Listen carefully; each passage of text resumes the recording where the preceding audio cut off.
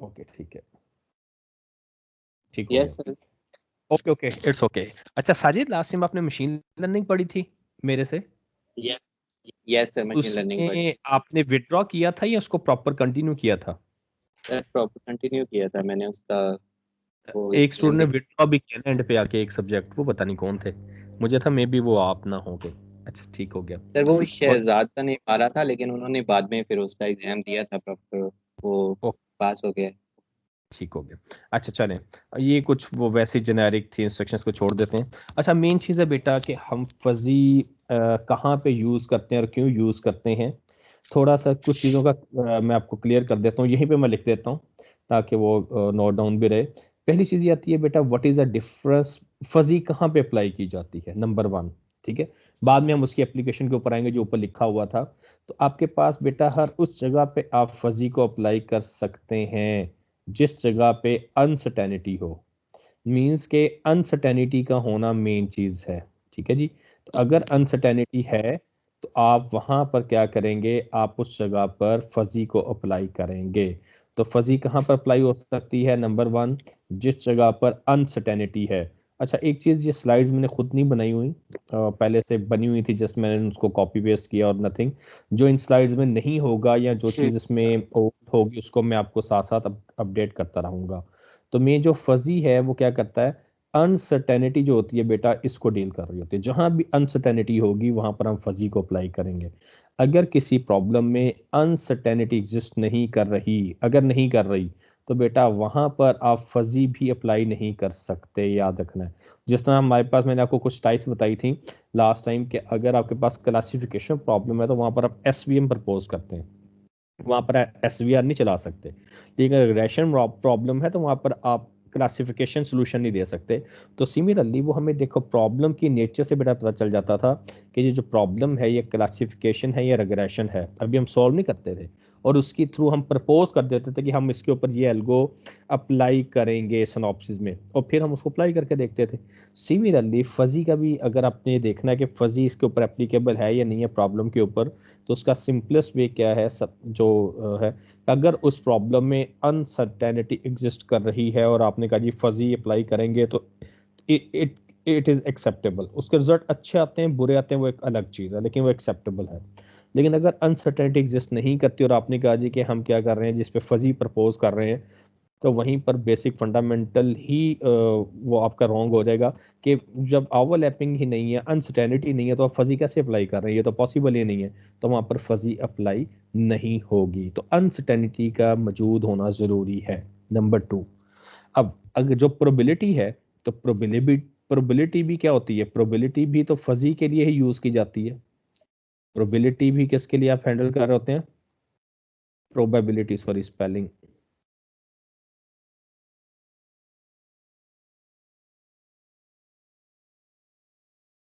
जो प्रोबेबिलिटी है ये भी आप किस लिए यूज कर रहे होते हैं जी,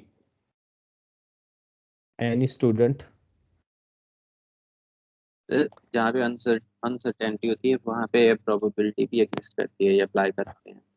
हाँ, जहां पर अनसर्टेनिटी होती है तो वहां पर हम प्रोबेबिलिटी के थ्रू भी उसको सॉल्व करते होते थे। लेट्स सपोज हम कहते हैं जी आज मैच है, वो कौन जीतेगा, ठीक है जी, तो आप कहते थे जी प्रोबेबिलिटी लगाते थे ना कि ठीक है जी प्रीवियस 10 मैचेस में से आपने देखा जी एक टीम 8 मैच जीत चुकी है और एक 2 जीती है, तो आपने कहा जी टीम ए के जीतने के जो चांसेस हैं वो 80% है, लेट्स सपोज, और टीम बी के क्या है 20%। तो ये आपने किसकी बेस पे कहा, ये आपने प्रोबेबिलिटी की बेस पे कहा। तो प्रोबेबिलिटी भी क्या करती थी, अनसर्टेनिटी को ही डील करती थी। तो फिर यहाँ पर क्वेश्चन जो है, what is the difference between fuzzy and probability. तो फजी और प्रोबेबिलिटी के अंदर फिर क्या डिफरेंस है, मतलब दोनों में कॉमन चीज तो आ गई, कॉमन क्या आ गई कि both deals with uncertainty, fuzzy and probability. तो इनमें डिफरेंस क्या होगा फिर जी, तो what is the difference between probability and fuzzy. Common चीज़ क्या है कि दोनों अनसर्टेनिटी जहाँ पर होगी, जिस एनवायरनमेंट में होगी, वहाँ पर आप फिलहाल हमने ये कहा जी आप फजी भी अप्लाई कर सकते हैं, प्रोबेबिलिटी भी अप्लाई कर सकते हैं, तो कॉमन चीज़ है। तो डिफरेंस क्या है, ये लिखा भी हुआ वेग एंड अनसर्टेन इंफॉर्मेशन, ठीक है जी, अनसर्टेनिटी या वेगनेस एक ही चीज़ होती है जी। What is the difference between fuzzy and probability? Sir जो प्रोबेबिलिटी है उसमें सर इस तरह से होता है, जब अनसर्टेनिटी को डील करती है प्रोबेबिलिटी, तो उसमें वो डील करने के बाद वहाँ पे जो अनसर्टेनिटी होती है वो ख़त्म हो जाती है, और जो फजी है उसमें स्टिल एग्जिस्ट करती है अनसर्टेनिटी। हाँ जी, जैसे भी साजिद ने बताया कि जो प्रोबेबिलिटी है, जब आप प्रोबेबिलिटी को अप्लाई कर देते हैं किसी प्रॉब्लम के ऊपर, तो जब वो इवेंट अकर हो जाए उसके बाद प्रोबेबिलिटी यूजलेस हो जाती है, उसका कोई इम्पैक्ट नहीं रहता। जबकि फजी में क्या होता है कि जब आप फजी अप्लाई करते हैं तो उस प्रॉब्लम में फजी अप्लाई होने के बाद जो आउटपुट आ चुकी है उसके बाद भी अनसर्टेनिटी एग्जिस्ट रहती है। जबकि इधर क्या होता है कि जब आपके प्रोबेबिलिटी के केस में ऐसे सिनेरियोज जहां पर इवेंट अकर होने से पहले अनसर्टेनिटी थी, लेकिन जब इवेंट अकर हो गया तो then there is no uncertainty, वो अनसर्टेनिटी खत्म हो जाती है, वो प्रोबेबिलिटी वाला कंसेप्ट था। लेकिन हर उस प्रॉब्लम में जहां पर इवेंट अकर होने के बाद भी अनसर्टेनिटी रहे तो वहां पर आप फजी को अप्लाई करते हैं। ठीक है जी। अब इसकी एग्जांपल, फॉर एग्जांपल प्रोबेबिलिटी की बात करते हैं। हमने कहा जी team A and team B, तो हमने कहा जी टीम ए की जो team A and team B दो टीम्स हैं, उनके दरमियान मैच है लेट्स सपोज। तो हमने बात की जी कि इन दोनों में से कौन विन करेगा, तो हमने कहा जी कि 80% चांसेस हैं किसके जी, टीम ए के, कि वो आज विन करेगी लेट्स सपोज। तो अब लेट्स सपोज जी ये प्रोबेबिलिटी था, या 0.8 कह लें, 80% नहीं लिखना तो आप 0.8 भी कह सकते हो, क्योंकि प्रोबेबिलिटी लाई बिटवीन 0 एंड 1। और 0.2% चांसेस है किसके जी, 0.2 प्रोबेबिलिटी है टीम बी की जीतने की। तो अब मैच हो गया, और मैच के बाद मैं अज्यूम करता हूँ टीम बी जीत गई, मैंने अज्यूम किया कि इसने ये क्या कर गया, इसने विन कर लिया। अब मैं आपसे पूछता हूँ, बताएं जी जो आज का मैच है, मतलब ये आज का मैच है ना, मैच होने के बाद आज का मैच टीम बी जीतेगी या टीम ए जीतेगी, तो आपका आंसर क्या होगा?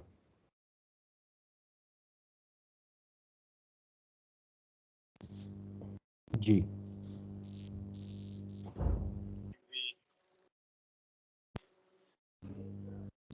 Hello, hello. जी सर। मैंने एक क्वेश्चन किया बेटा कि अगर एक मैच है team A and team B का, जी सर। एक मिनट 50-50 चांस हो जाएंगे। नहीं, मेरा क्वेश्चन सुनिएगा। मैंने ये कहा है कि दो टीम्स हैं, team A and team B, अभी मैच नहीं हुआ, ठीक है, आज के दिन ही मैच है लेकिन अभी नहीं हुआ, प्ले नहीं कर रहे। 3 बजे चलो मैच स्टार्ट होना है, मैं एग्जांपल देता हूँ, मैं कहता हूँ जी बताओ जी टीम ए के जीतने के और टीम बी के जीतने के क्या चांसेस हैं, तो आपने कहा जी टीम ए के जीतने के 0.8 प्रोबेबिलिटी है और टीम बी की 0.2 प्रोबेबिलिटी है। ये था मैच प्ले होने से पहले। अच्छा, 3 बजे मैच शुरू होना था, 6 बजे मैच खत्म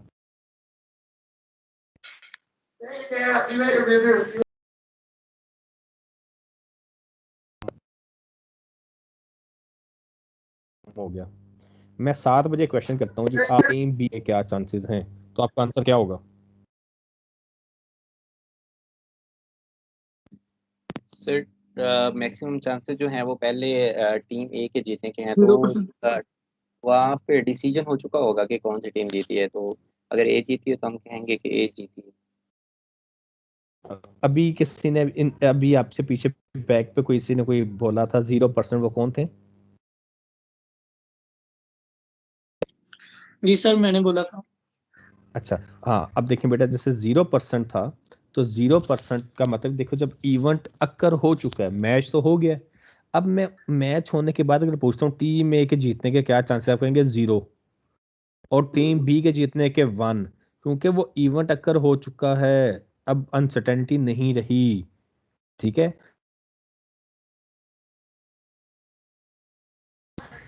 यस सर।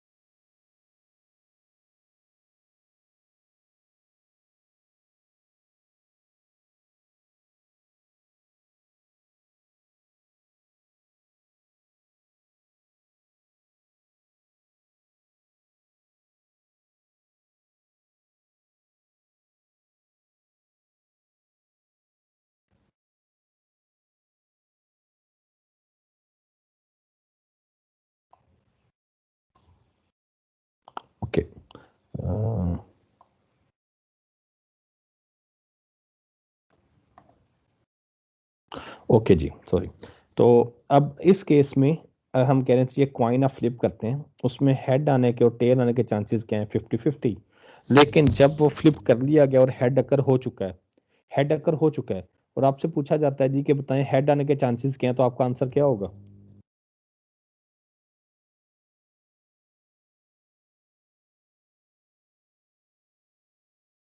हेलो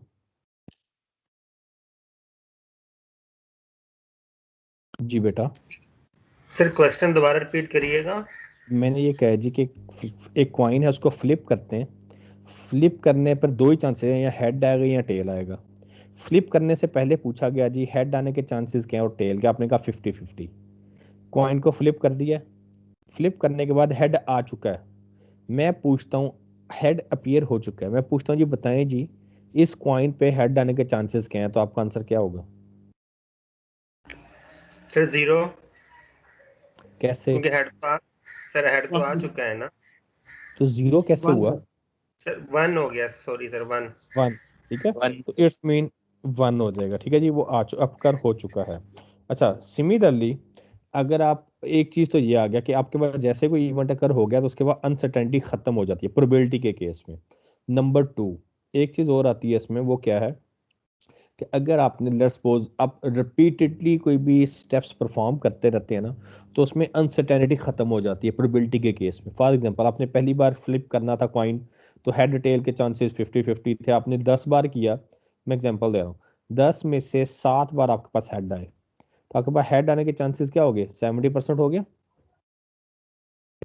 आपने लेट्स सपोज उसको आपने 100 टाइम किया, या चलो मैं कहता हूँ 100 टाइम किया, 100 टाइम में मैं अज्यूम कर रहा हूँ जी उसमें कोई 89 टाइम हेड आया, ताकि उस प्रोबेबिलिटी क्या आ गई, 89%। Yes sir. अगर इसी को मैं इनफाइनाइट जस्ट समझाने के लिए मैं ज्यादा बहुत ज्यादा कर लेता हूँ, तो ऑटोमेटिकली वो अनसर्टेनिटी एक किस्म की खत्म होती जा रही है, नहीं होती जा रही, आप उसके बारे में उतना ज्यादा श्योर होते जा रहे हैं। लेट्स वो 1000 में से कोई, मैं अज्यूम करता हूँ जो 900 बार या 910 बार ये चीज आ गई, या 10,000 में से कोई, मैं अज्यूम कर 9,700 बार ये आ गया, मैंने अज्यूम किया, तो इसकी प्रोबेबिलिटी क्या होगी, 97%। यस क्योंकि सर। आप उस अनसर्टेनिटी को, कुछ एनवायरनमेंट ऐसे होते हैं, कुछ प्रॉब्लम ऐसी होती हैं जिसमें आप नंबर ऑफ एक्सपेरिमेंट परफॉर्म कर करके उस रैंडमनेस को खत्म कर सकते हैं, अनसर्टेनिटी को। अक्सर होता है ना कि आपके लिए वो अनसर्टन है, लेकिन जो उस डोमेन का एक्सपर्ट होता है वो आपको पहले आंसर बता देता है ये आंसर आएगा, और वही आंसर होता है। वो किस तरह, क्योंकि उसने इतने ज्यादा एक्सपेरिमेंट कर लिए होते हैं कि उसमें जो अनसर्टेनिटी होती है उसको पहले से प्रेडिक्ट कर देता है। तो एक्चुअली आप उसको इतनी बार एनवायरनमेंट्स को रिपीटेडली रिपीट करते हैं कि जो अनसर्टेनिटी है वो तकरीबन उस केस में ख़त्म हो जाती है। ये तो एग्जांपल थी प्रोबेबिलिटी के केस में। अब आता हूँ फजी के केस में। फजी में मैंने ये कहा था ऐसा एनवायरनमेंट, ऐसी प्रॉब्लम जिसमें प्रॉब्लम अक्कर इवेंट अक्कर होने के बाद भी अनसर्टेनिटी रहेगी, that is called a fuzzy. ठीक है, वहां पर आप फजी को प्रेफर करेंगे। फॉर एग्जांपल मैं एग्जांपल लेता हूँ, एक पर्सन आता है, उसकी हाइट है 6.9 या 6.7, चलो अज्यूम करते हैं। एक पर्सन आया आपके सामने, आपको कहा गया कि जी इसकी हाइट क्या है, दिस वन, तो आप इसको क्या लेबल करेंगे जी, आप इसको क्या लेबल करेंगे, ये क्या है?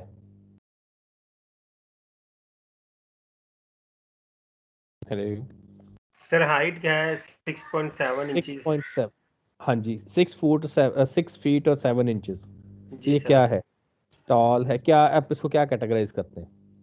सही है, टॉल। टॉल ये टॉल, कंसीडर करें। ओके, ये टॉल है।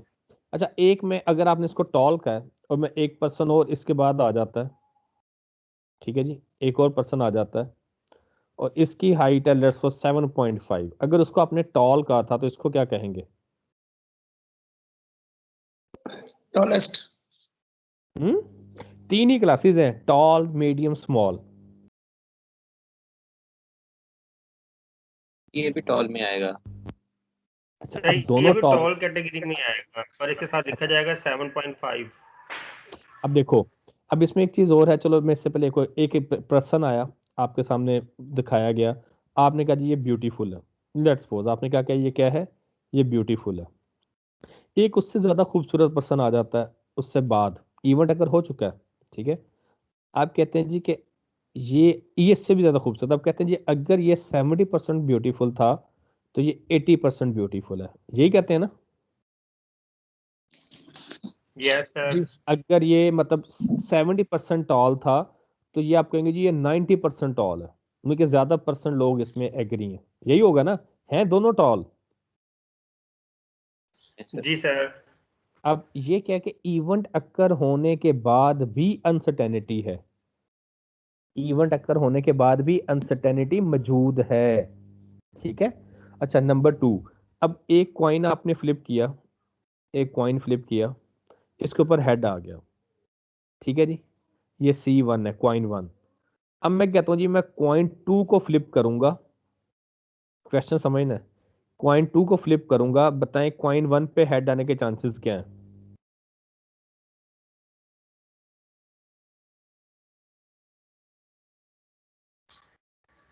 सर क्वाइन 1 पे तो पहले ही हेड आया हुआ है, क्या क्या तो आंसर क्या इसके होगा? तो चांसेस, इसके तो चांसेस तो है नहीं, क्योंकि ये 1 ही है, 0 तो होगा नहीं ये। 1, तो मींस के आपके किसी और इवेंट का इस इवेंट के ऊपर कोई इफेक्ट नहीं होता, ऐसे ही है ना प्रोबेबिलिटी के अंदर। Yes sir. जबकि यहां पर देखें तो एक दूसरा पर्सन आया था ना, लेकिन उसकी बेस पे इसकी परसेंटेज वेरी हुई है नहीं हुई, Yes, sir. इफेक्ट हो रहा है या नहीं हो रहा, इफेक्ट हो रहा है ना। Yes, तो sir. आप ऐसे एनवायरनमेंट में फजी को लेके चलते हैं, ये बस अभी मैंने फिलहाल 2 एग्जांपल्स करवाई हैं, इसके अलावा और भी एग्जांपल्स आएंगी जिनको हम आगे लेके चलेंगे। तो एक तो इवेंट अक्कर होने के बाद भी अनसर्टेनिटी रहती है, और किसी और इवेंट की वजह से उसके ऊपर इफेक्ट हो सकता है, ठीक है। तो ये अनसर्टेनिटी क्या है, ये चीज़ है, ये उन एनवायरनमेंट में पहली डेफिनेशन मेन आपने याद रखनी है कि इवेंट अक्कर होने के बाद भी अगर अनसर्टेनिटी हो तो वहां पर आप फजी अप्लाई करेंगे। अब ये उसकी कुछ एप्लीकेशंस हैं फजी की, में जहां पर आप इनको अप्लाई किया जा रहा है या किया जा सकता है, pattern recognition and classification, fuzzy clustering, image speech processing, prediction के लिए एनी काइंड ऑफ प्रेडिक्शन, ठीक है, वो कोई भी हो सकती है, फजी कंट्रोल, मॉनिटरिंग, मॉनिटरिंग में कुछ भी आ सकता है, पेशेंट मॉनिटरिंग, टेम्परेचर मॉनिटरिंग, ठीक है जी, किसी चीज़ की monitoring, observation, diagnosis of any disease आ गया, optimisation and decision making, group decision making जिसको हम डिसीजन लेवल फ्यूजन भी कह रहे होते हैं समहाउ, ठीक है। तो ये उसकी या राइड स्मूथनेस कंट्रोल, ठीक है जी, ब्रेकिंग सिस्टम, अगर सब देखते हैं जी एबीएस या कोई इस तरह का, तो ये आपके पास क्या lot of the application of the fuzzy जो कि आपके रियल टाइम एप्लीकेशन में यूज किया जा रहा होता है। अब देखें जैसे ही आप ब्रेक, एक स्पीड है, उस अचानक आप ब्रेक लगाते हैं तो आपके जो डोर्स हैं वो लॉक होते ही नहीं होते, सेंट्रलाइज लॉक ब्रेक हो जाते ही नहीं हो जाते बेटा। हो जाते हैं सर। तो मींस के उस बैकएंड पे क्या है, it can be, we can use B a fuzzy के जैसे वो एक एनवायरनमेंट में चल रहा है स्मूथली अगर वो करता है तो उसमें हम कहते हैं जी उसके डोर्स ऑटो लॉक नहीं होने चाहिए, लेकिन जैसे कोई सडनली कोई चीज़ आती है उसको ब्रेक करता है तो उसके ऑटो लॉक, या आपके जो अगर हम बात करते हैं कोई भी वेयर हाउस है तो वहां पर आपने एक सर्टन टेम्परेचर मेंटेन रखना है, तो आप कहते हैं जी कि अगर आपका टेम्परेचर एक स्पेसिफिक लिमिट से एक्सीड कर रहा है तो आप कहते हैं जी अपना कूलिंग मैकेनिज्म को एक्टिवेट कर दें, और समटाइम आप कहते हैं जी कि अगर वो उस रेंज से लो हो चुका है टेम्परेचर तो आप कहते हैं जी हीटिंग मैकेनिज्म आप चला दें, तो आपका टेम्परेचर क्या रहता है उस टाइम के अंदर। अब ये डिसीजन लेना कि किस, या आपके एसी जो है इवन आप ये देखें कि वो टाइम के अकॉर्डिंगली अपने जो सेटिंग है वो खुद ब खुद चेंज कर रहा होता है ना, ऑटो फिक्स नहीं होता कि अगर आपने 17 पे चला दिया तो 17 पे रहेगा, वो रूम टेम्परेचर के अकॉर्डिंगली ट्रिप ऑफ भी हो जाता है, ऑन भी हो जाता है, और अपने टेम्परेचर को उसके अकॉर्डिंगली एडजस्ट कर रहा होता है। तो ये भी क्या है, that's the application of fuzzy.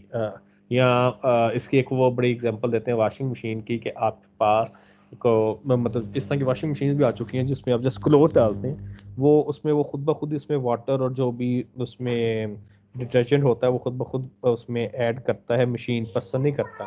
अब उस केस में ये चीज़ डिसीजन लेना कि अगर देखें एक क्लोथ का है पीस है और एक में 2 है, क्या दोनों में सेम वाटर ऐड होगा? नो, दोनों में वाटर की और डिटर्जेंट की जो क्वांटिटी है वो वेरी करेगी।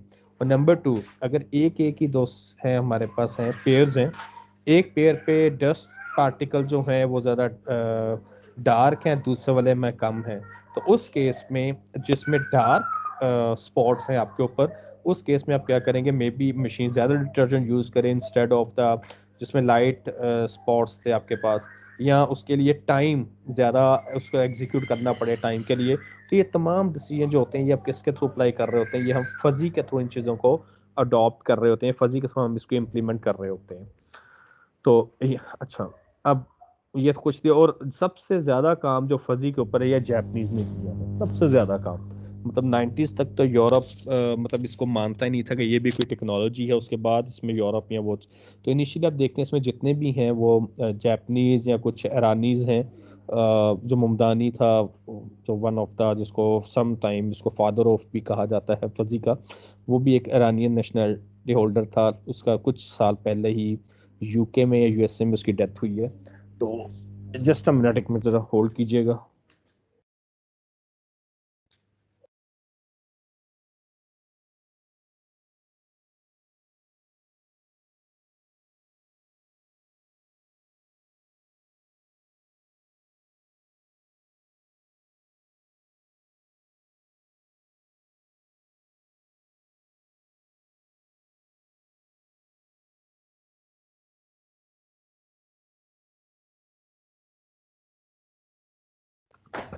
तो ये उसकी मल्टीपल एप्लीकेशन हैं, तो इसमें जो यूज़ की जा रही है, यहाँ तक कोई कंफ्यूजन हो जी, फिर मैं आगे मूव करता हूँ।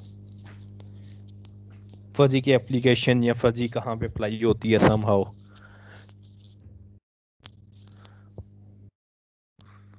हेलो सर जी जी, यहाँ तक क्लियर है या कुछ कंफ्यूजन है यहाँ तक? जी सर, उसे क्लियर है तकरीबन तक। ठीक है, अच्छा नेक्स्ट मूव करते हैं। अब नेक्स्ट हम मेन टेक्निकल टर्म्स की तरफ आते हैं जो इसमें हम यूज़ करेंगे। उसमें कहता है जी कि क्रिस्प, एक्चुअली हमने आगे फजी सेट्स की बात करनी है, तो फजी सेट्स से पहले हम क्रिस्प सेट्स की बात करेंगे। क्रिस्प सेट्स क्या होते हैं, क्योंकि क्रिस्प और फिर फजी, फिर उनमें डिफरेंस की बात करेंगे। तो अब क्रिस्प सेट्स की अगर हम बात करते हैं, तो क्रिस्प सेट्स में आपके पास सेट्स जो हम नॉर्मली अभी तक आप सेट थ्योरी पढ़ते आए हैं, सेट थ्योरी में क्या होता था कि आपके पास एक सेट्स के एलिमेंट्स होते थे ना। आपने कहा जी इवन नंबर का एक सेट है, मैं अज्यूम करता हूँ इवन नंबर का एक सेट है ए, या कोई एक सेट है ए। सेट की प्रॉपर्टी क्या होती है कि उसमें रेपिटेशन नहीं होती, एक एलिमेंट एक बार कर होगा। लेट्स सपोज मैंने कहा जी 2 4 6 8, ये एक सेट है। तो आपसे कहा जाता है जी बताएं एलिमेंट नंबर जो 10 है, 10 is a member of A or not, 10 is a member of A or not, तो आपका आंसर क्या होगा? नॉट। जी नो, तो आंसर इज फॉल्स, 0। कि 10 के इसके मेंबर होने के क्या चांसेस हैं? 0। और अगर कहा जाए 2 इज द मेंबर ऑफ ए, तो आपका आंसर क्या होगा? यस। यस, मींस का आंसर क्या होगा? 1। मींस के आपके पास जो क्रिस्प सेट्स थे जो अभी तक हम पढ़ते आए हैं आज तक, उसमें जो इवेंट के अकर होने के या उससे बिलोंग करने के दो ही पॉसिबिलिटी होती हैं, या 0 या 1। ये करली ब्रैकेट्स यूज की गई हैं, स्क्वायर ब्रैकेट्स नहीं है। करली ब्रैकेट्स का मतलब है कि वो इन दो में से किसी एक से बिलोंग करेगा, या 0 होगा या 1 होगा। तो इसको कैसे लिखा जाता है मैथमेटिकली फॉर्म में? मेंबरशिप फंक्शन मतलब x in membership function of A, इसकी वैल्यू पॉसिबल 2 होगी। 1 कब होगा? अगर एक्स एलिमेंट है सेट ऑफ ए का, तो उसकी वैल्यू क्या होगी? 1। और अगर वो एलिमेंट नहीं है सेट ए का, तो उसकी वैल्यू क्या होगी? 0। तो आपके पास जो क्रिस्प सेट्स थे जो अभी तक हमने पढ़े हैं, आपने अभी तक यहाँ पहले पढ़ते रहे हैं, उसमें आपकी जो वैल्यू है पॉसिबल आउटकम 0 या 1 की फॉर्म में होती है। इसके अलावा कोई और स्टेट या और वैल्यू पॉसिबल नहीं है। जबकि जब हम फजी की बात करते हैं तो फजी सेट्स में ये करली ब्रैकेट्स नहीं है, स्क्वायर ब्रैकेट लार्ज ब्रैकेट्स हैं, ये देखो, ठीक है जी। तो इसमें आपके पास उसकी जो मैपिंग है वो 0 1 के बिटवीन होती है, इंक्लूडिंग 0 एंड 1। उसमें पॉइंट में भी वैल्यू आ सकती है। तो इसमें जो मेंबरशिप फंक्शन है वो ये मेथड लिखा गया कि उसकी वैल्यू 0 और 1 के दरमियान लाई करेगी। सब कहते हैं ये 0.5% चांसेस है, ठीक है जी, या ये 70% ब्यूटीफुल है, ये 60% है, 80% है। तो 1 का मतलब क्या है, फुल मेंबरशिप, कि 100% वही चीज़ है। 0 मीन्स कि वो है ही नहीं, ठीक है। और इन बिटवीन जो होगा वो क्या होगा, वो जितना 1 के करीब होगा उतने चांसेस उसके ज़्यादा होंगे अकर होने के, और जितना वो 0 के करीब होगा उतने चांसेस उसके क्या होंगे, लेस होंगे उस चीज़ का अकर होने के। तो ये फजी सेट्स की जो वैल्यू है ये ऑलवेज लाई बिटवीन 0 एंड 1, जबकि क्रिस्प वैल्यू की value lie exist must be 0 and 1। अब उन्हीं चीज़ों को यहाँ पर कुछ ग्राफिकल व्यू में दिखाया गया है जो हमने अभी मैथमेटिकल फॉर्म में देखा था। लेट्स सपोज आपका क्लासिकल सेट है, उसको कहा जाता है जी कि वो contain the number from 5 to 8। अब इसमें देखें जी, ये उसकी ग्राफिकल रिप्रेजेंटेशन है। अब ए x is a member of a function of x such that ये given that x belongs to a set x। अब इसमें वैल्यू इसमें भी 0 होगी या 1 होगी, ये देखें उस सेट में होने की उस चीज़ की, या वैल्यू 0 है या 1 है।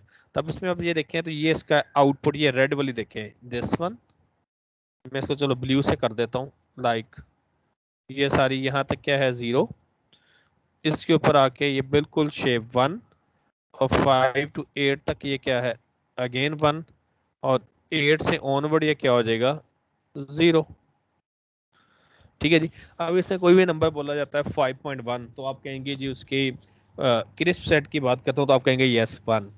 5.3, अच्छा 4.9, इस केस में 4.9 इसका मेंबर है या नहीं, 4.9 इसका मेंबर है या नहीं,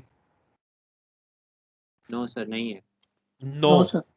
इवन 4.999 ये भी इसका मेंबर नहीं है, क्योंकि उसके अंदर लाई नहीं कर रहा, इसकी वैल्यूज क्या है दोनों की 0।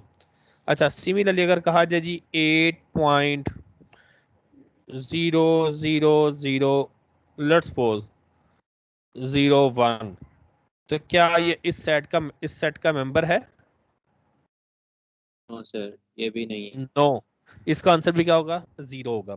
तो 5 से लेके 8 तक को जो भी वैल्यू की वो इसका आंसर 1 होगा, तो इसमें आंसर 0 1 के फॉर्म में। जबकि हम जब रियल लाइफ में आते हैं तो अक्सर चीज़ों की प्राइस आपके पास क्या होती है, पॉइंट्स में होती है ना, 4.9, 4.8, 4 रुपीज 90 पैसा, ये इस तरह होता है।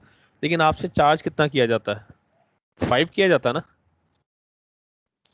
यस अब सर। उस केस में देखें, जैसे 4.5 से अबव होगा, अगर किसी की प्राइस है मतलब 4.001 है, मैं ज्यूम कर रहा हूँ ये प्राइस है, तो अगर शॉपकीपर चाहे तो आपसे 5 रुपीज चार्ज कर सकता ही नहीं कर सकता, सर 4.001 पे कर सकता है ना।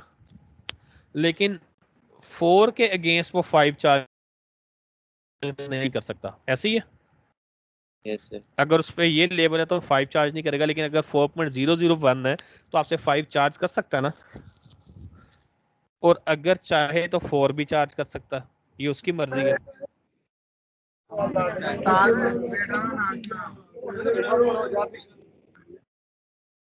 हाँ जी, हेलो हेलो, सर आ रही है आवाज आपकी? हाँ जी, आ रही है बेटा आवाज। जी सर आ रही है। अच्छा मैंने कहा 4.001 पे 5 भी चार्ज कर सकता है और 4 भी चार्ज कर सकता है। सिमिलरली अगर उसकी प्राइस है 8.999, मैं एग्जांपल दे रहा हूँ, या चलो मैं 8 नहीं लेता 4 ले लेता हूँ फिलहाल, 4.999, तो अगर उसकी प्राइस है 4.999 तो इस केस में वो आपसे 5 भी चार्ज कर सकता है, और अगर वो चाहे तो वो आपसे 4 भी चार्ज कर सकता है। पॉसिबल है या नहीं ऐसा? है सर, पॉसिबल। यस अच्छा, सर पॉसिबल है। लेकिन मोस्टली पीपल क्या करते हैं, मोस्टली पीपल, मैं एग्जांपल दे रहा हूँ, जैसे 4.5 से अबव जाएंगे तो मोस्टली पीपल उसको 5 चार्ज करते हैं। जिस तरह 5 के करीब जाएंगे तो ज्यादातर चांसेस क्या है कि वो 5 चार्ज करेगा, और जितने आप 4 के करीब आएंगे उतने ज्यादा चांसेस क्या है कि 4, लेकिन फिर भी कोई 5 चार्ज करता है तो कर सकता है। अब ये फजी प्रॉब्लम है, देखिए 4 से लेके, देखिए 4 से लेके 5 तक, और सिमिलरली 8 से लेके 9 तक, अनसर्टेनिटी है, उसकी वैल्यू 0 और 1 के दरमियान है कि अगर वो चाहे तो वो उसके, अब देखो 4.001 पे 0.1% आप कहते हैं जी हैं जो आपसे 5 रुपीज चार्ज कर सकते हैं, लेकिन 4.99 के केस में कहते हैं 99% चांसेस है कि वो क्या होगा, वो 5 होगा। लेकिन अगर आप उस पर फेल मतलब नहीं चार्ज करना चाहते तो तब भी वो एक्सेप्टेबल है। लेकिन 5 से 8 तक 100% उसकी वैल्यू क्या है, 1। और अगर आप 8 से अबव जाते हैं 8.001 तो आप कहते हैं मोस्ट लोग इसको 90% या 99% पीपल इसको 8 कंसिडर करेंगे। लेकिन अगर आप कहते हैं 8.999 तो आप कहते हैं जी 1% लोग हैं जो इसको 8 कंसिडर करेंगे, 8। तो ये एक्चुअली उस सेट के अंदर उसके लाई करने की प्रोबेबिलिटी है कि 4.0001 कि इस सेट के अंदर लाई करने की प्रोबेबिलिटी क्या है, मे बी इसकी जो प्रोबेबिलिटी, इसकी जो फजीनेस है ये वो है वैल्यू है 0. मैं जिम कर रहा हूँ 0.001, लेकिन है तो सही ना, जीरो तो नहीं है ना कुछ तो है। तो सिमिलरली 4.99 की तो आप कहते हैं इट कैन बी या 99% या 0.99। और कहा जाता है 5 to 8 तो आप कहोगे 100%, मीन के 1, उसमें कोई डाउट ही नहीं है। तो ये जो सेट बना है ये आपके पास क्या है, ये देखिए मेंबरशिप की value lie between 0 and 1 including them. 0 means कि वो इवेंट कवर कर ही नहीं हो सकता। अगर 4 है तो 4 कभी भी इसका मेंबर नहीं होगा, क्योंकि 4 को कोई भी 5 नहीं कहता, और 9 भी इसका मेंबर नहीं होगा क्योंकि 9 को कोई भी 8 नहीं कहता। तो जो इन बिटवीन है 5 to 8 इट्स अ 1, और बाकी उसकी जो वैल्यू वो 0 1 के दरमियान होगी। तो ये डेफिनेशन थी ग्राफिकली किसकी, फजी सेट की। क्रिस्प और फजी सेट में बेटा कोई कंफ्यूजन हो अभी तक, मैथमेटिकली और ग्राफिकली?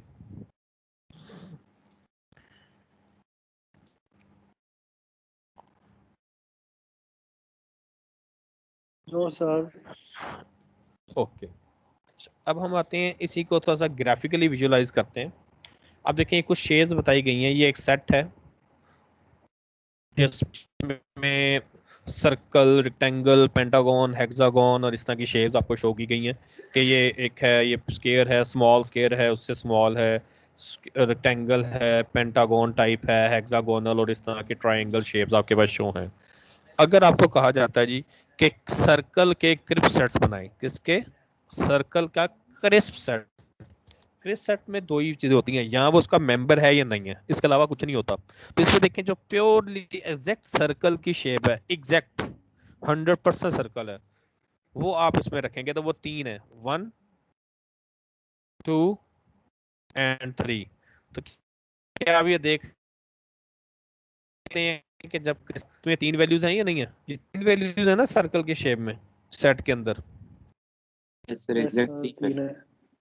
अच्छा, और जब आप बात करें फजी सेट की, तो फजी सेट में क्या होता है, लुक लाइक सर्कल्स भी आएंगे। अब देखें ये तो 100% है कि इनकी इसकी चांसेस 1 है, हर कोई इसको सर्कल ही कहेगा। तो देखें जो फजी सेट है उसमें शेप के साथ साथ उसके अक्कर होने की चांसेस भी साथ एसोसिएटेड होते हैं, दो वैल्यू एसोसिएटेड है, शेप और उसके अक्कर होने के चांस।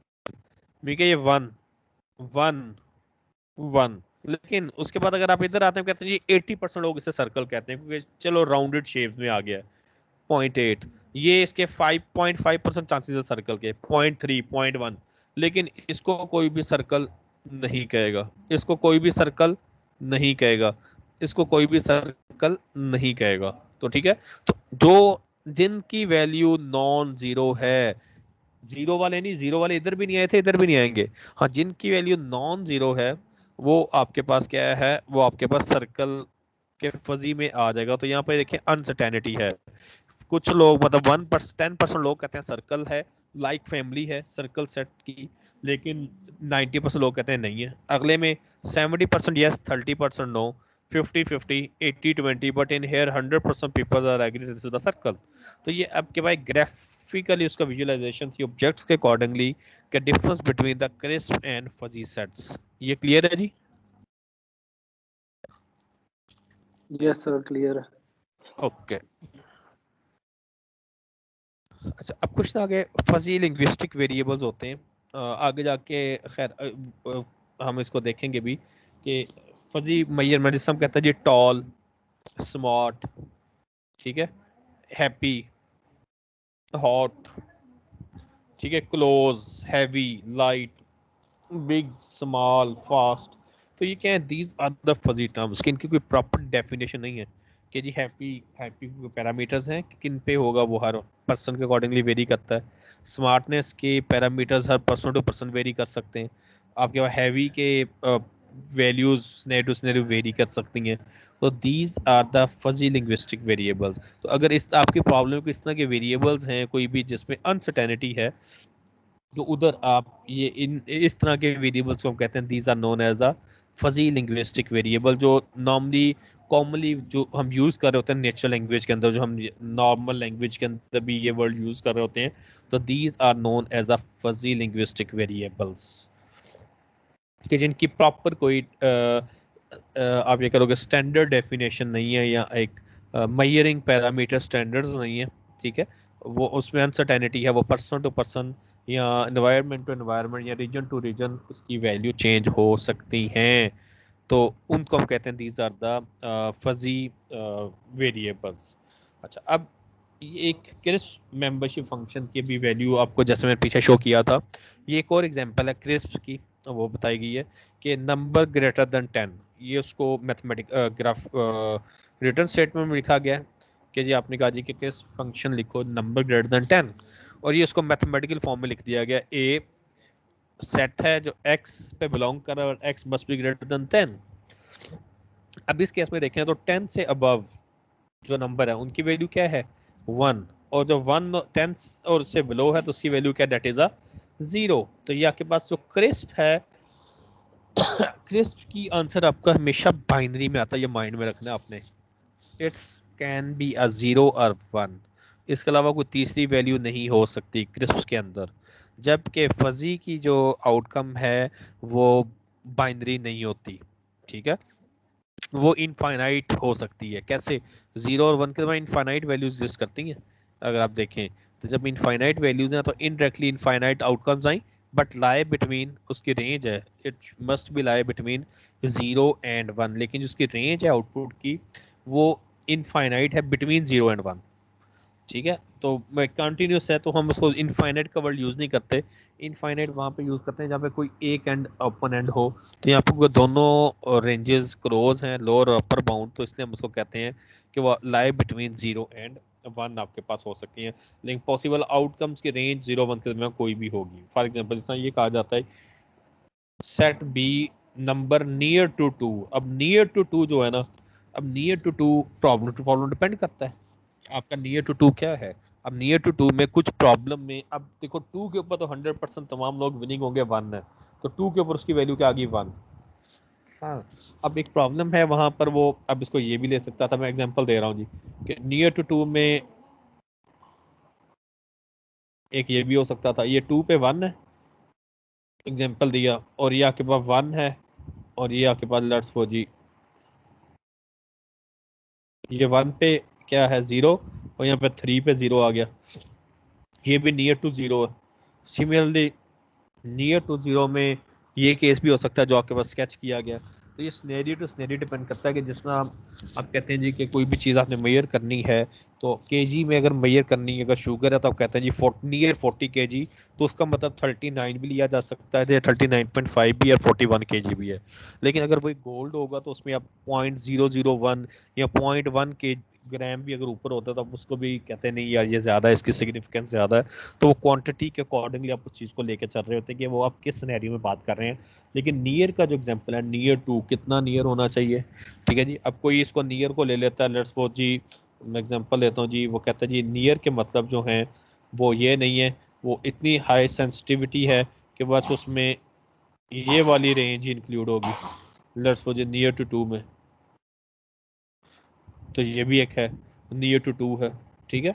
तो वो अब ये क्या है, ये आपके पास अब प्रॉब्लम टू प्रॉब्लम वेरी करेगा, तो इसको अगर मैथमेटिकल फॉर्म में लिखा गया है तो ई के माइनस ये मतलब वेरिएंस कितनी लेके आनी है, ये ये कितना वेरिएट कर रहा है, इसको हम कह रहे होते हैं ना उसका वो स्टैंडर्ड मतलब कितना वेरिएट कर रहा है जब आप इसको स्केच करते होते थे, तो ये ई के माइनस एक्स माइनस 2 का मोड, तो ये इसका मैथमेटिकल रिप्रेजेंटेशन है इस ग्राफ की जो नियर टू 2 का यहाँ पे स्केच किया गया। तो near is a fuzzy term. अच्छा, अब similarly set of positive numbers, अब देखो ये क्या है, दिस इज द 1 और इससे नीचे क्या होगा 0।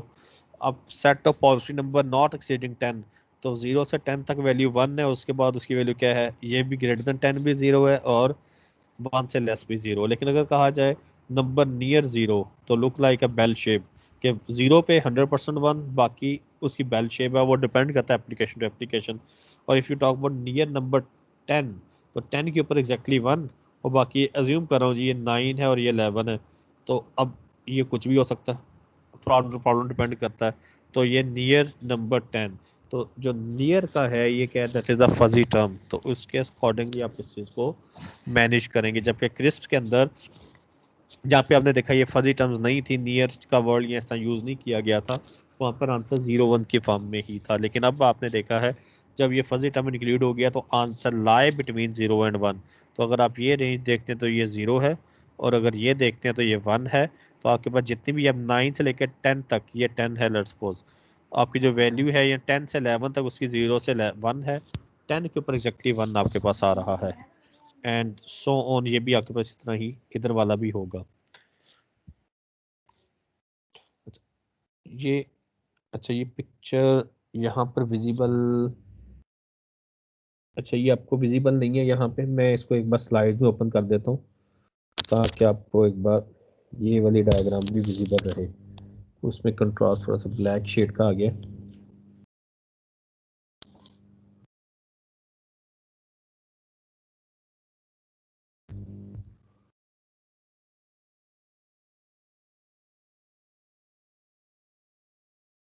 ये विजिबल है ये वाला? यस सर, यहाँ पे विजिबल। यस सर विजिबल है।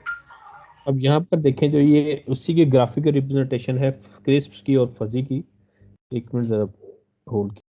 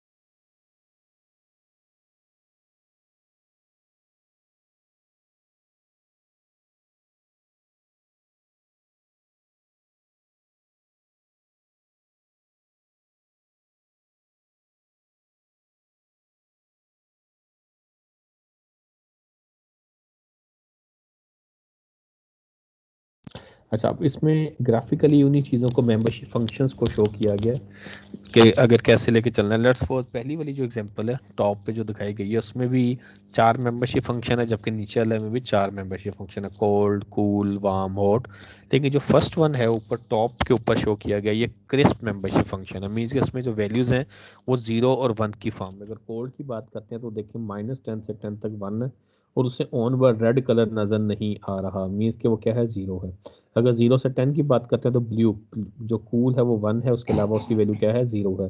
सिमिलरली वार्म और हॉट की बात करते हैं। सिमिलरली अगर आप बात करते हैं क्रिस्प की, तो क्रिस्प में ये देखें जो ओवरलैपिंग रीजन है, ये आप कंजेक्टिव रीजन को अगर आप देखते हैं तो ये इधर ब्लू शेड भी है और रेड शेड भी है, कि ये जो रीजन है 0 से लेके लेट्स सपोज जी -2 तक, कुछ लोग इसको कोल्ड में लेके आते हैं, कुछ इसको कूल में लेके आते हैं। सिमिलरली अगर आप बात करते हैं दिस वन, तो अप्रोक्सीमेटली 2 से लेकर 10 तक इसको कुछ लोग कूल में लेके आ रहे हैं, कुछ इसको वार्म में लेके आ रहे हैं, एंड सो ऑन। तो ये ओवरलैपिंग रीजन। तो फजीम की जो सेकंड प्रॉपर्टी है, एक तो था ना मैंने कहा था अनसर्टेनिटी। अनसर्टेनिटी कैसे पता चलती है, ये ओवरलैपिंग रीजन। अगर ओवरलैपिंग रीजन नहीं बन रहा मेंबरशिप फंक्शन में, इट्स मीन कि वहाँ पर कोई भी अनसर्टेनिटी नहीं है। तो समटाइम कहते हैं जी हमारी प्रॉब्लम में अनसर्टेनिटी है, लेकिन सिमुलेशन पे जाके वो कहता है सिमुलेशन गलत है। इट्स मीन्स कि आपके जो कंजेक्टिव मेंबरशिप फंक्शन है उनमें ओवरलैपिंग का होना ज़रूरी है। अगर ओवरलैपिंग नहीं है तो आपका फजी गलत है, उसकी सिमुलेशन गलत है, मे बी सिनेरियो ठीक हो, तो उसमें कंसेक्टिव और कम से कम ओवरलैपिंग के लिए अब एक इनपुट के अंदर कितने मेंबरशिप फंक्शन जरूरी है? 2। 2 होंगे तो ओवरलैपिंग होगी ना, 2 से ज्यादा भी हो सकते हैं, 3 4 5, लेकिन एक है तो उसमें ओवरलैपिंग अकेले की नहीं हो सकती। तो फजी इनपुट के अंदर कम से कम जो मेंबरशिप फंक्शन है वो 2 होंगे, और एक और रूल के आगे जितने मेंबरशिप फंक्शन है उनमें कंसेक्टिव 2 में ओवरलैपिंग होना जरूरी है। जिस आप ब्लू को देखें तो ब्लू वाला ये वाला, ये रेड के साथ भी ओवरलैप है और ग्रीन के साथ भी ओवरलैप है, ग्रीन वाला इन दोनों के साथ ओवरलैप है, लेकिन यहाँ पर था ही एक तो उसके साथ ओवरलैप है, प्रीवियस था ही नहीं तो उसके साथ ओवरलैप नहीं है। तो ये ओवरलैपिंग का होना जरूरी है। ये भी एक प्रॉपर्टी यहाँ पे होल्ड हो रही है, अभी 2 कोर प्रॉपर्टीज भी हैं, एक दो जो मैं आगे जाके आपको एक्सप्लेन करूंगा। तो फजी में ओवरलैपिंग जो है ये शो करती है अनसर्टेनिटी को, कि वहाँ पे कुछ लोग उसको क्लास ए कह रहे हैं, कुछ क्लास बी कह रहे हैं।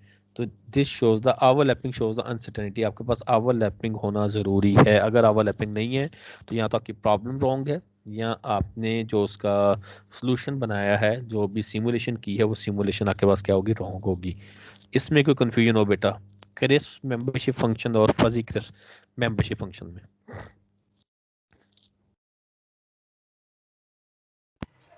No sir. नो सर, अच्छा, क्लियर। डन। इसमें इसमें एक चीज और भी पॉइंट नोट कीजिएगा, जो फजी है, फजी फंक्शन की वैल्यू 0 है या 1 है, सॉरी क्रिस्प की, या 0 है या 1 है, जबकि क्रिस्प की value lie between 0 and 1, lie between 0 and 1, ठीक है, उसके बिटवीन लाई कर रही है, वो पॉइंट में भी वैल्यू एग्जिस्ट कर रही है। जब क्रिस्प के अंदर 0 और 1 है तो यहाँ पे 0 लाई बिटवीन 0 एंड 1 आपके पास है। अच्छा, चलिए इसी स्लाइड्स को हम आगे कंटिन्यू करते हैं। इस पे लिखा नहीं जाएगा, चलो मैं वापस उसी पे आ जाता हूँ, इस पे लिखना ज़रा इजी हो जाता है एडिट करना। अच्छा, अब ये कुछ शेप्स हैं, फिलहाल इनको कैसे लिखा गया है, क्या स्केचिंग की गई है ये मैं आपको भी एक एग्जांपल से समझाता हूँ। ये शेप्स एक्चुअली हम कैसे बना रहे होते हैं, उनको मैथमेटिकल फॉर्म में कैसे लिखते हैं, ये हम थोड़ी देर बाद, चलो अभी कर लेते हैं एक एग्जांपल, उसमें आपको मैं ये शेप्स बनाना सिखा देता हूँ कि हम इनको कैसे लेकर चल रहे होते हैं। लेट्स सपोज हम एक प्रॉब्लम लेते हैं, आपसे कहा जाता है जी एज, ठीक है जी, एज की एग्जांपल लेते हैं, यहाँ चलो चलो मैं एज की एग्जांपल ले लेता हूँ। अब लेट्स सपोज हमने एक आज के एज, हम कहते हैं जी कि हम 3 क्लासेस हैं हमारे पास, एज इज अ वेरिएबल, एक इनपुट वेरिएबल है जिसके आगे जो मेंबरशिप फंक्शन है मैंने अज्यूम किया वो 3 है, उसको हम 3 क्लासेस में या मेंबरशिप फंक्शन में डिवाइड करते हैं, चाइल्ड में कर देते हैं, यंग में कर लेते हैं, और ओल्ड में कर लेते हैं। लेट्स सपोज हमने डिफरेंट लोगों से सर्वे करवाया, तो उसमें एक, या हम डिफरेंट कंट्रीज की अगर बात करते हैं तो उसमें आप देखते हैं जी जो यूरोपियन है या वो है, वो कहते हैं जी कि अगर आपके पास लेट्स सपोज 0 से, ये मैं इधर रेंजेस कुछ लिख रहा हूँ, फिर उसको अकॉर्डिंगली हम इसकी शेप बनाएंगे, चाइल्ड, यंग और ओल्ड, ठीक है जी। तो हमने कहा जी जो चाइल्ड है लेस देन 18, तो लेस देन 18 का मतलब क्या है? 0 से लेके 18 तक वो क्या है? चाइल्ड है। ओके, फिर उसने कहा जी ओके डन जी। इसने कहा जी 18 से लेके जो यंग है वो मे बी 18 से लेके जो 37 तक है या 35 तक, चलो 36 तक यंग है, और जो 36 से ऑनवर्ड है, ठीक है जी, अब पर जो भी रेंज है आपकी वो अज्यूम कर लेते हैं, चलो 100 तक वो क्या है? वो ओल्ड है, अज्यूम किया। एक और पर्सन से सर्वे करवाया, या आप किसी अरब कंट्री में जाते हैं तो वो कहते हैं जी यहाँ पर जो चाइल्ड है मे बी 0 to 15 तक हम उसको चाइल्ड कंसिडर करते हैं, और जैसे वो 15 से अबव होगा it treated like a young, और 15 से लेके लेट्स सपोज 33 तक वो क्या है? वो यंग है, और जो 33 से अबव है up to 100 it it is the old, तो वो आपके पास ओल्ड आ गया। सिमिलरली एक और आप अरब कंट्री में जाते हैं, वहाँ वो कहते हैं नहीं जी हमारे यहाँ जो, जिस तरह इस्लाम में कंसेप्ट दिया गया है चाइल्ड का, और वो कहता है 0 से 12 तक चाइल्ड है, क्योंकि वहाँ पर डाइट का बड़ा इफेक्ट होता है। लेट्स सपोज 12 से लेके वो कहते हैं जो यंग है वो 31 तक है लेट्स सपोज, और 31 से ऑनवर्ड वो क्या है? वो ओल्ड है लेट्स सपोज। एक तो ये एग्जांपल है, या आप यूं भी ले सकते हैं, हमने टॉल, सॉरी स्मॉल, ये दोनों मैं ले लेता हूँ, एक आ गया स्मॉल, एक आ गया मीडियम, और एक आ गया टॉल, ये 3 हाइट, ये हाइट का है मेंबरशिप फंक्शन। बाद में मैं इसको स्केच भी करूंगा, मैथमेटिकल फॉर्म में भी लिखूंगा। ये हाइट का आ गया लेट्स सपोज। अगर आप हाइट की बात करते हैं तो उसके 3 मेंबरशिप फंक्शन है further, which is known as the small, medium and high tall. अच्छा, अब आपने स्मॉल पूछा, अब किसी एशियन से आप पूछते हैं तो एशियन में चलो पहले हम फिलिपाइन या कोई इस तरह के कंट्रीज की बात करते हैं जहाँ पर एवरेज जो हाइट है वो लो है, ठीक है। अब वो तो उन्होंने कहा जी कि 0 से लेके 4 तक, चलो लेट्स सपोज 0 से लेके 4 तक, मैं कोई भी इंडोनेशिया या कोई इस तरह के कंट्री लेते हैं जहाँ पे हाइट एवरेज लो होती है। 0 से 4 उसने कहा जी स्मॉल है, और उसने अपने रीजन को देखते हुए, अपने कंट्री को देखते हुए, और उसने कहा जी 4 से लेके लेट्स सपोज जो 5 तक है वो मीडियम है, और 5 और उससे ऑनवर्ड जो भी है वो क्या है। तो वो मैं अज्यूम करता हूँ जो भी मैं 8 तक या 9 तक ले लेता हूँ जैसे समझाने के लिए। वैसे हम लिखते हैं ग्रेटर देन 5, लेकिन यहाँ पर कोई मैंने एक स्केचिंग करनी है इसलिए मैं उसको अपर रेंज भी लिख रहा हूँ। अच्छा, ये कोई भी था। फिर वो एशिया में आता है, कॉन्टिनेंट जो हमारे हैं पाकिस्तान, इंडिया, क्या इधर। क्वेश्चन है? जी जी जी जी पूछें। सर ये जो हम लिख होते हैं, समाल के लिए हमने 0 से 4 लिया और मीडियम के लिए 4 से 5। अब ये 4 इधर समाल में भी आ रहा है और मीडियम में भी आ रहा है, ये दोनों वैल्यू सेम हो रही। नहीं, इसको मैं भी क्लियर करता हूँ, ये जब मैं ग्राफिकली स्केच करता हूँ ना फिर बताता हूँ। मतलब 4 मीन आप यूं कह लो कि in here 4 is included, in 4 is excluded. Actually जब हम इसको सेट की फॉर्म में लिखते हैं ना, तो first one is 0 to 4, yes sir. This is the small. और जब अगले में यूज हो रहा है ना मीडियम, उसका मतलब है कि इसको हम यूं लिखेंगे 4 to 5, कि 4 is not included but 5 is included, 4 is excluded, ये यस सर। ठीक है। जब टॉल ठीक में आएंगे तो 5 is excluded and 9 is included, तो है सर। ये है। सर लेकिन इसका मतलब हाँ, यहाँ यहाँ ठीक हो जो गया। हम लिख रहे हैं, यहाँ लिखने में ऐसे आएगा, जब हम आगे फर्दर उसको फंक्शन में यूज करेंगे या इसका ग्राफिकली वो स्केच करेंगे वहां पे फिर इस तरह से राइट अगर करेंगे। मैं इसको बस, हाँ, अगर मैं सेट्स की फॉर्म में लिखता हूँ ना, सेट्स की फॉर्म में यूं लिखूंगा, क्योंकि अभी मैं उस जगह पर आया नहीं हूँ ना। अभी मैं जस्ट आपको एक स्केचिंग करना सिखा रहा हूँ, तो अभी मैं एक्सक्लूड इंक्लूड में आना नहीं चाह रहा था। चलो, ये आपने क्वेश्चन पूछ लिया तो मैंने बता दिया कि उसको हम यूं सेट्स की फॉर्म में देख रहे होते हैं डाटा को, ओके ठीक सर। है। अच्छा, अब सिमिलरली अगर आप एशिया में आते हैं तो एशिया में लेट्स पाकिस्तान हो गया, ईरान हो गया, यहाँ पर, या इंडिया वगैरह, या श्रीलंका, तो कहते हैं जी हमारे पास जो स्मॉल हाइट है, लेट्स वो हम अज्यूम करते हैं वो 0 से लेके 4.7 या 4.8 तक, लेट्स वो कहते हैं जी ये स्मॉल है। 4.8 से लेके 4.8 से लेके लेट्स सपोज जी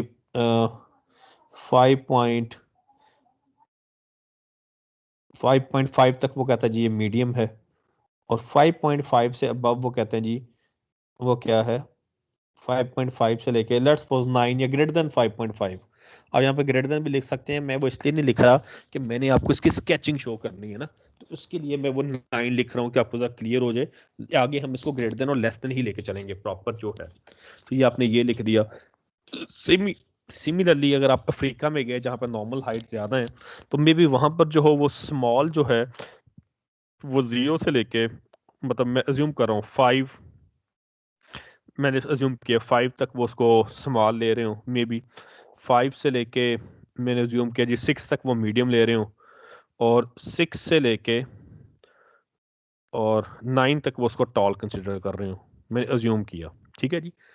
तो ये अपने अब एक ही है, देखें हाइट है। अब एज अ ह्यूमन, अगर आपके सामने आप एशिया में बैठे हो तो आप इस स्टैंडर्ड के अकॉर्डिंगली आंसर दे रहे होंगे। अगर आप अफ्रीका में बैठे हैं तो आप इसके अकॉर्डिंगली आंसर दे रहे हैं। अगर आप कोई भी ऐसे कंट्रीज में जहाँ पर हाइट नॉर्मल लो है तो आप इसके अकॉर्डिंगली आंसर कर रहे हैं। लेकिन अगर कंप्यूटर है, कंप्यूटर कैसे अंडरस्टैंड करेगा जी कि उसने किस एनवायरनमेंट में किसके अकॉर्डिंगली आंसर देना है, तो वहाँ पर वो फजी की हेल्प से उसको आंसर देगा। वो कहेगा जी कि अगर लेट्स सपोज आपने कहा जी हाइट 6 है, आप वो कहेगा जी 100% peoples are agreed is the tall. लेकिन अगर आप कहते हैं जी 5.6, तो वो कहेगा जी 5.6 मींस, मैं इन 3 की एग्जांपल ले रहा हूँ, वो कहते हैं 70% peoples saying it's a tall and 30% people saying it's a medium example, ठीक है। यहाँ उसने कहा जी 3, तो आप कहेगा 100% it's a small because in every region is treated like a small. But if you talk about the 4.2, तो कहेगा जी 30% people say it like a medium and rest of the 70% people मतलब word claim it's under like a small. तो आप उसको यूं लेकर चल रहे हैं। मेन चीज़ है इसकी स्केचिंग, जिसके लिए मैंने ये चीज़ बनाई है। अब ये देखें, ये डेटा एक्विजिशन, यहाँ तक कंफ्यूजन हो, यहाँ तक क्लियर है? डेटा एक्विजिशन तक ये दोनों एग्जाम्पल। यस सर, क्लियर है। यस सर, ये अच्छा, क्लियर है। ये नॉर्मली अब ये समझिए, आपकी बहुत सी प्रॉब्लम ऐसी हुई जिनके आप सर्वे करवाते हैं ना, आपने लोगों से सर्वे करवाया, उसकी आपने लोअर अपर लिमिट्स ले ली और वो लोगों ने अपने अकॉर्डिंग लोअर अपर दे दी, ठीक है। अब देखिए, जिसने 0 से 4 स्मॉल कहा तो अंडरस्टूड है वो 4 से ऊपर ही मीडियम कहेगा ना, वो ये तो नहीं कह सकता 0 से 4 स्मॉल है, 5 से लेके 6 तक मीडियम कहोगे, 4 से 5 तक कहाँ पर है भाई, उसको भी कैटेगराइज करो, तो वो कंसेक्टिव होगा। अच्छा, अब इसमें एक चीज देखें, अब मैं जो अब नीचे स्केच करने लगा हूँ, ये इंपॉर्टेंट चीज है, ठीक है, इसको आगे हम थ्रू लेके भी चलेंगे। अच्छा, अब इस चीज को देखिएगा, मैं इस एग्जांपल को लेके चल रहा हूँ। अब दो चीजें हैं, एक है लोअर और एक है अपर, या दो रेंजेस हैं, एक है लोअर और एक है अपर। मैं भी स्मॉल को स्केच करूंगा, स्मॉल। अब देखें बेटा, लोअर की लोअर लिमिट क्या है, लोअर की मिनिमम वैल्यू क्या है, लोअर की 0। 0। ओके, और लोअर की मैक्सिमम वैल्यू क्या है, 5। लोअर की 4। बेटा सर 0 स्मॉल ही है। और रेंज की वो क्या है, वो 0 है। अच्छा, अब आता हूं अपर पे। स्मॉल के अपर जो रेंज है, ये अपर रेंज है ना, इसकी मिनिमम वैल्यू क्या है 4। और इसकी मैक्सिमम वैल्यू क्या है 5। 5। अब देखें, ये आपके पास एक सेट बना है फिलहाल, मैं इसको यूं कर रहा हूं। अच्छा, अब नेक्स्ट पे आते हैं, मीडियम पे, ये स्मॉल का आ गया। अब हम आते हैं लेट्स सपोज मीडियम पे, बाद में इसको स्केच भी करेंगे। मीडियम, अब लोअर वैल्यू का जो आपके पास मिनिमम वैल्यू है वो क्या है, लोअर की मिनिमम, लोअर की मिनिमम वैल्यू 4 सर। 4, और लोअर की मैक्सिमम वैल्यू 5। एंड सिमिलरली जो आपके पास मीडियम वाला है, इसकी मिनिमम वैल्यू 5। और मैक्सिमम वैल्यू 6। 6। अच्छा, यहाँ पे मैं थोड़ा सा चेंज कर रहा हूँ, थोड़ा सा खुद ही चेंज कर रहा हूँ इसको मैं, क्योंकि एक कंसेप्ट क्लियर करना, यहाँ पर हम कर देते हैं 5.1, कि मैंने खुद चेंज किया 5.1। ओके, तो यहाँ पर आ जाएगा 5.1, ठीक है जी।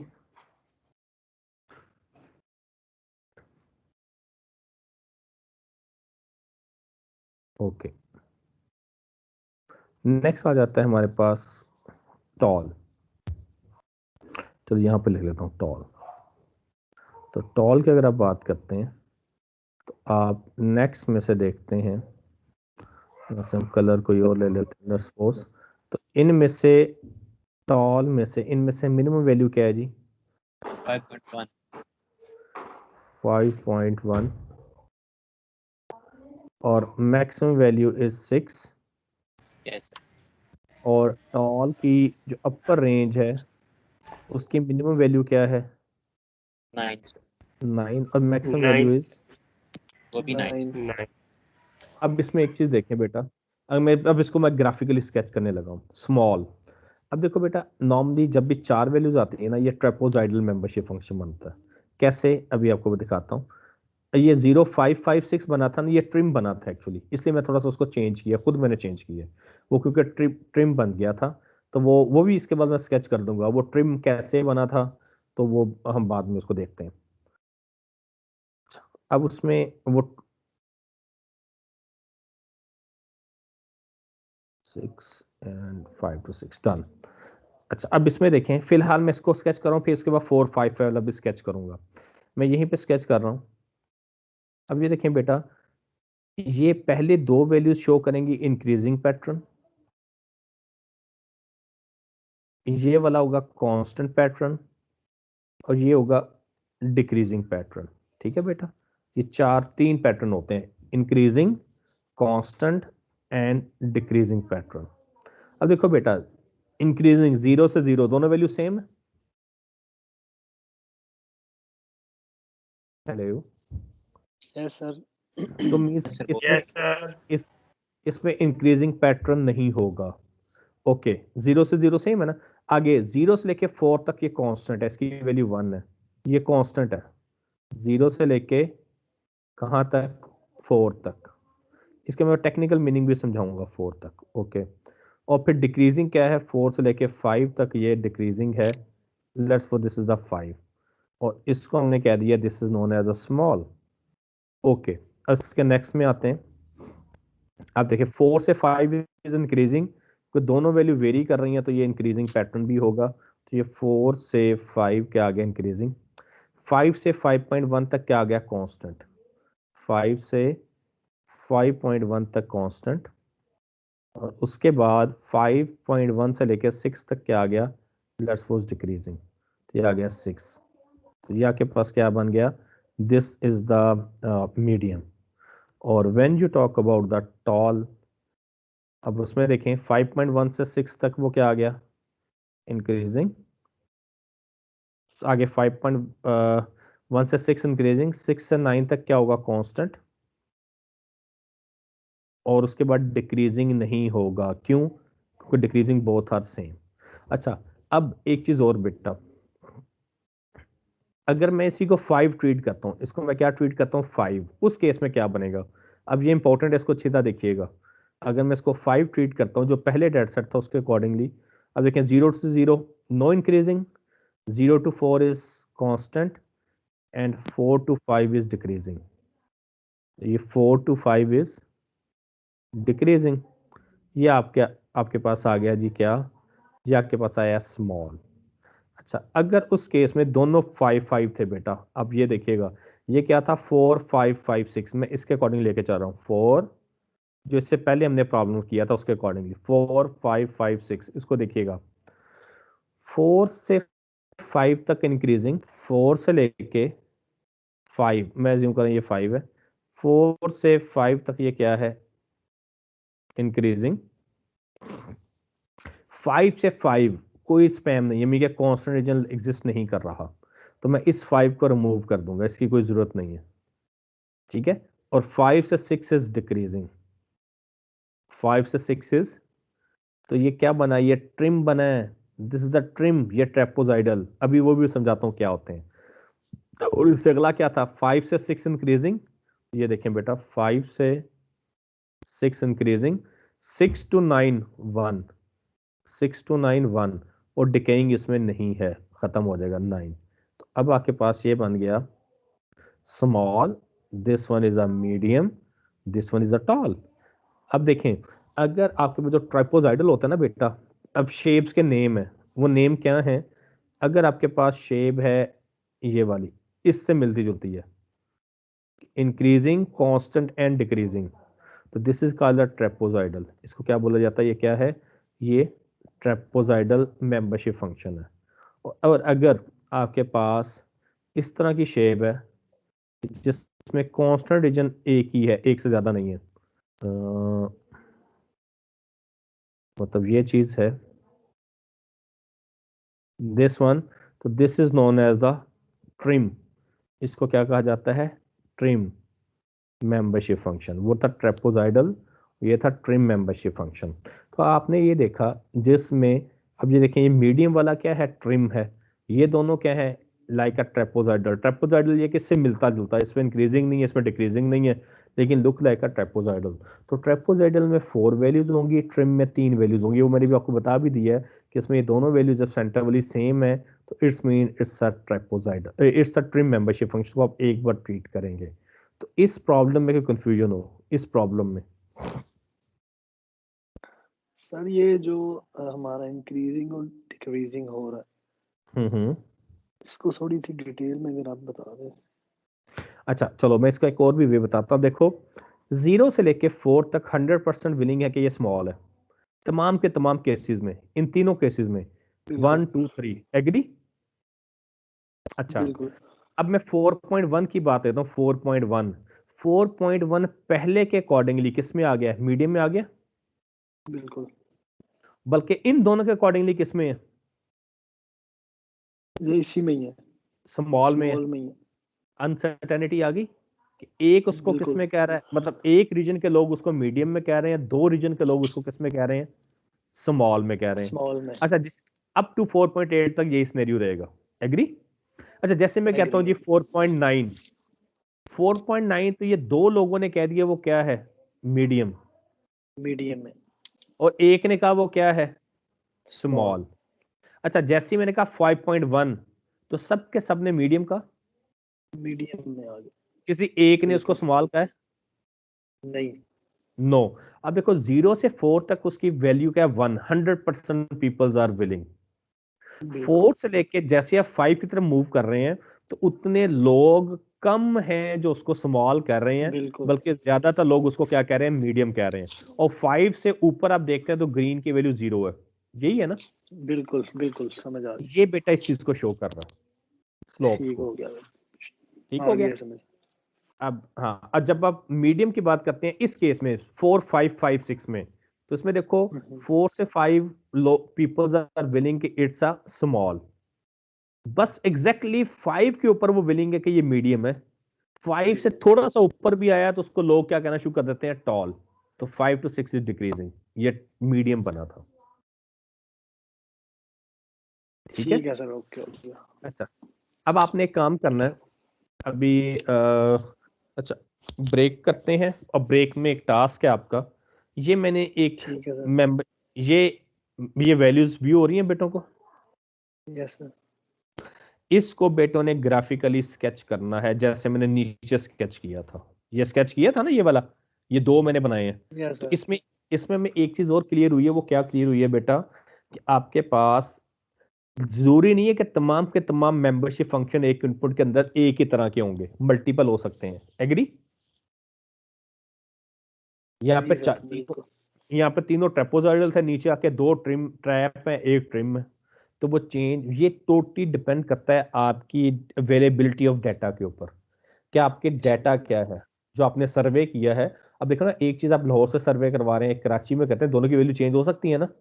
मे बी जो आपने सर्वे किया था उसके अकॉर्डिंग वो ट्रेपोजाइडल बन रहा था, मे बी जो दूसरे ने सर्वे करवाया है वो मे बी ट्रिम और ट्रेपोजाइडल बन रहे हो, तो कुछ भी हो सकता है। वो तो डाटा की अवेलेबिलिटी के ऊपर है कि डाटा किस तरह का है, अब वैसे उस चीज को लेके चलेंगे।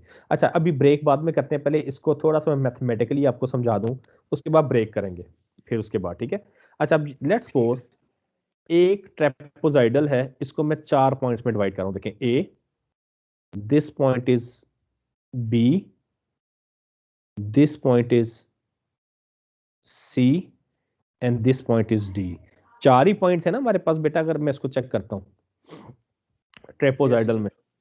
और अगर इसको सेट की फॉर्म में देखते हैं, वहां पे भी 4 ही वैल्यूज हैं, चाहे वो दोनों सेम हो, एक अलग बात है। 1 2 3 4, 1 2 3 4, 1 2 3 4, 4 4 वैल्यूज है ना बेटा। अब इसको लिखने का तरीका, अब ये देखिएगा, ये इंपॉर्टेंट चीज है। मैं इसको एक्स वेरिएबल से रिप्रेजेंट कर रहा हूं, एक्स से। अब इसमें दो तीन पैटर्न हैं। एक पैटर्न है ए से बी के दरमियान, जिसमें इंक्रीज कर रहा है। एक पैटर्न है बी से सी, जहां पर उसकी वैल्यू क्या है, हमें कोई डाउट ही नहीं है, वो 1 है। और एक पैटर्न है सी से डी, जहां पर ये क्या दे रहा है, डिक्रीजिंग, और उसके अलावा हर जगह पे 0। जब इस फंक्शन को लिखना है तो आपने कैसे लिखना है, मैं यहां पे लिख देता हूं। यहां पर इसकी 4 वैल्यू, 4 तरह के पैटर्न है। पहला पैटर्न आ गया कि अगर x की वैल्यू, मैं रेड की बजाय कलर कोई और चूज कर लेता हूं, लेट्स सपोज अगर x की वैल्यू लाई कर रही है बिटवीन ए से बी, ए से बी के दरमियान, तो ये क्या है, इंक्रीजिंग पैटर्न है। ये क्या हो रहा है, इंक्रीज हो रहा है ना। इंक्रीज का पैटर्न का फॉर्मूला ये होता है बेटा, जो ये वेरिएबल है, जो वेरिएबल, फिर रिपीट कर रहा हूं, एक्स, वेरिएबल नेम एक्स है, माइनस लोअर लिमिट, इसकी लोअर लिमिट क्या है, A, x minus A divided by इन दोनों का difference, B minus A, B minus A, ये वैल्यू होगी इसके दरमियान। अभी मैं इसको प्रूफ भी करूंगा। अच्छा, दूसरा पैटर्न क्या है कि अगर एक्स लाई कर रहा है बी और सी के दरमियान, बी और सी के दरमियान, तो उस केस में इसकी 100% value 1, there is no doubt, this one is a 1। एक आ गया, अगर x लाई करता है C और D के बिटवीन, C और D के बिटवीन, तो यहां पर आंसर अब डिक्रीजिंग है, डिक्रीजिंग का पैटर्न होता है upper limit D minus x, increasing का था x माइनस लोअर, डिक्रीजिंग का upper minus x divided by इन दोनों का डिफरेंस D माइनस सी। और इसके अलावा हर जगह पे क्या है, जीरो, अदरवाइज मीन जीरो। अच्छा, इसको मैं भी प्रूफ करता हूँ बेटों को, ठीक है जी, कि ये कैसे है। पहले मैं इस फंक्शन को लिखता हूँ इसके अकॉर्डिंगली। इसको अब देखो स्मॉल, अगर मैं स्मॉल को लिखता हूँ तो स्मॉल की वैल्यू क्या होगी, अगर मैं स्मॉल को लिखना चाह रहा हूँ तो स्मॉल की वैल्यू आएगी, मैं सिर्फ एक लिखूंगा, मेंबरशिप फंक्शन ऑफ, किसका है ये, टॉल का है, और कौन सा, स्मॉल। और इसको ये क्योंकि हाइट का है, हाइट, तो मैं इसको एच से रिप्रेजेंट कर देता हूँ, एच। अब देखो बेटा, इसको कैसे लिख रहा हूं मैं, इसको एक पहले वाले को लिख रहा हूं। अब देखो बेटा, यहाँ पे इंक्रीजिंग पैटर्न है, यहाँ पे इंक्रीजिंग पैटर्न है, हेलो, नो सर इसमें इंक्रीजिंग पैटर्न नहीं है। नहीं है। अब यहाँ पर पहली वैल्यू आएगी if H lie between, small H lie between 0 to 4, answer is 1। Okay, if H lie between 4 to 5, तो आंसर क्या होगा, ये डिक्रीजिंग पैटर्न है ना, तो डिक्रीजिंग पैटर्न का फॉर्मूला होगा अपर 5 माइनस एच डिवाइडेड बाई दोनों का डिफरेंस, दैट इज 1। 1 लिखो या ना लिखो कोई फर्क नहीं पड़ता। ओके, नेक्स्ट अगर हम आते हैं, और if H is greater than equal to 5, answer is 0। अब मैं इसको प्रूफ करता हूँ क्या ये चीज ठीक है या गलत है।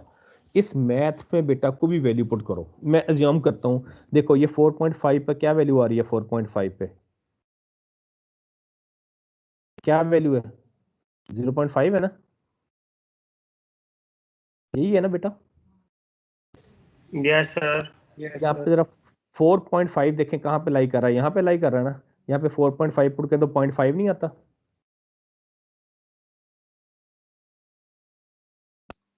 Yes sir.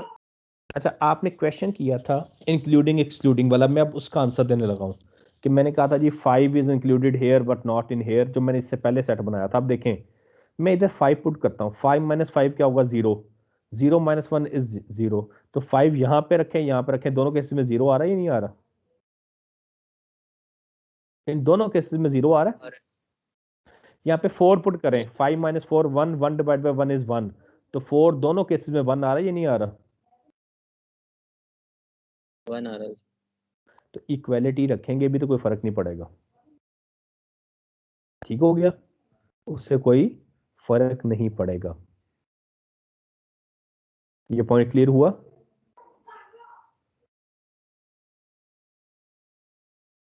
Hello, yes sir, ये होगी।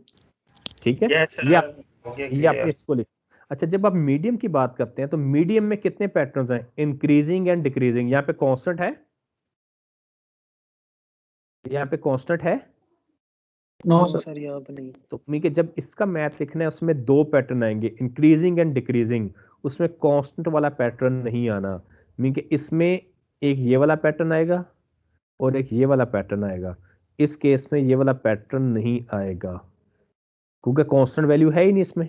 इसमें तो 3 वैल्यूज है ना, ए बी एंड सी, तो ए से बी इज इंक्रीजिंग, बी से सी इज डिक्रीजिंग। और ये देखें, ये वही चीज बन रही है जो यहाँ पर था, 4 5 6, वो 5 दो बार रिपीट हो गया, इसको इग्नोर कर दें, रख भी लेते हैं तो वो automatically, trim is a special case of trapezoidal, ये आप ये भी याद रखें, trim is a special case of trapezoidal, when there is a no constant line then trapezoidal look like a trim।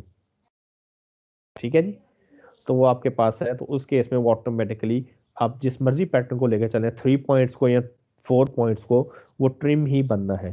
तो बाय डिफॉल्ट हम ट्रिम के लिए 3 पॉइंट्स रिप्रेजेंटेशन लेके चलते हैं, 4, 5 एंड 6। तो अंडरस्टूड है, अगर यूं लिखा गया है, ये सेट है ये वाला, तो 4 to 5 is increasing, 4 to 5 is increasing and 5 to 5 के ऊपर 1 होगा, 5 to 6 इज डिक्रीजिंग, और इसके अलावा वो क्या है, वो आपके पास 0 होगा। अच्छा, बेटों ने क्या करना है, ये वैल्यूज नोट है एज वाली, ये नोट की हुई है। नो सर करने लगे हैं नोट। इसको नोट डाउन करें, फिर बताता हूँ। इसको जरा नोट डाउन कीजिएगा।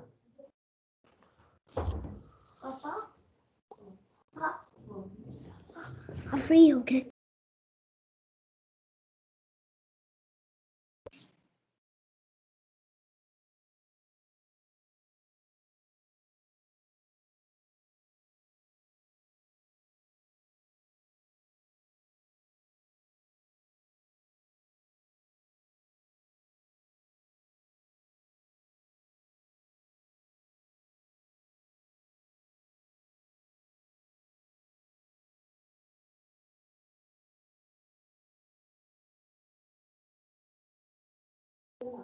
मैं वैल्यूज रिपीट कर रहा हूँ, चलें साथ साथ लिख लीजिएगा।